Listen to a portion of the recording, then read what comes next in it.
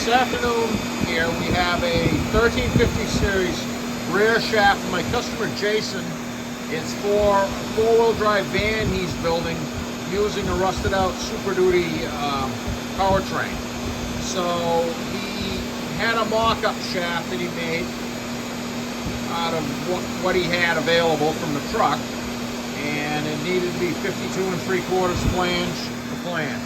And so I took what he brought me, and it was a little crusty, like a lot of the stuff that lives in the Rust Belt is, but it cleaned the stub and slip, cleaned up well, and the spline and everything was, it was like new inside.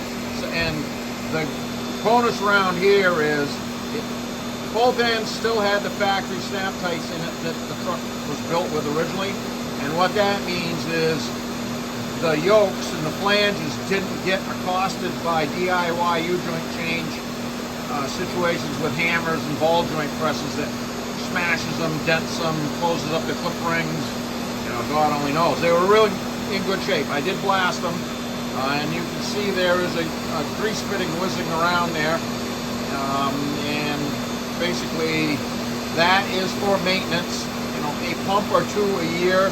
When I had that all apart and cleaned it all out, I reassembled it with good red grease, so it doesn't need a tube of grease in there. Just a pump, like once a year. That's all it needs.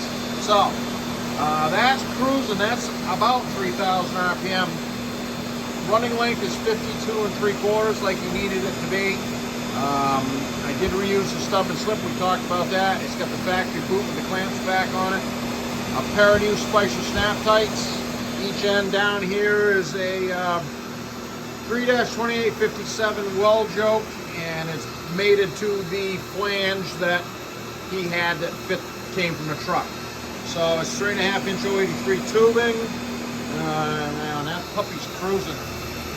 0 at the rear axle, nobody home, and same thing in the transfer case. So this is going to be a great piece for the four-wheel drive converted van. I can't wait to see that out.